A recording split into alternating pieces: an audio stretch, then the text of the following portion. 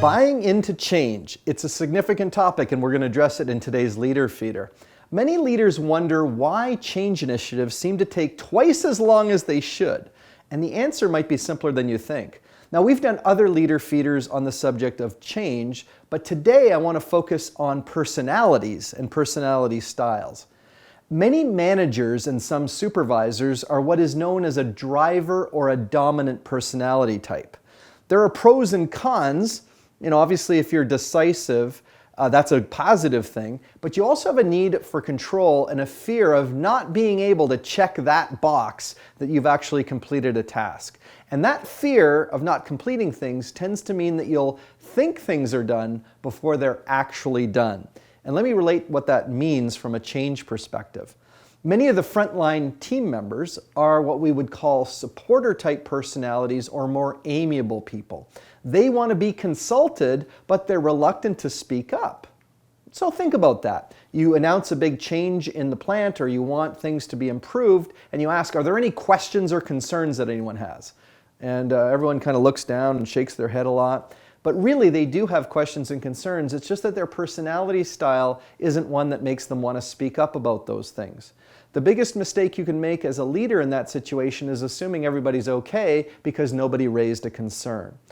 Instead, here's a few tips for you. First of all, take the time to announce the change, and then you may need to actually follow up afterwards and talk to people one-on-one or in small groups, because believe it or not, instead of assuming that there's no resistance, why not assume that probably 80% of the people have some degree of resistance, and many of those folks are what we would call passively resistant.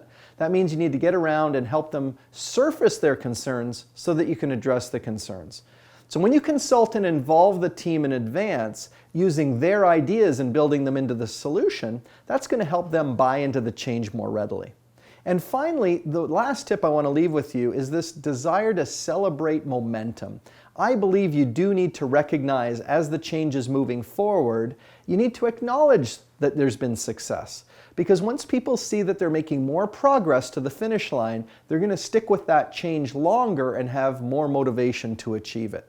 So remember, as you introduce change into the workforce, remember that your desire for being a driver or dominant person, that is, you want to have control and you want to check the box to say it's done, that needs to be balanced with the fact that the majority of your frontline workers are going to be more amiable and supporter type of personalities, and that means they need more reassurance. If we can be of any assistance in helping your leaders become more effective at introducing change, we can do that by delivering on-site leadership training, having your people come to one of our public workshops, or working through some of our online resources. And if that is a possibility, please reach out to us through frontlineleadership.com or our Facebook community at Frontline Leadership.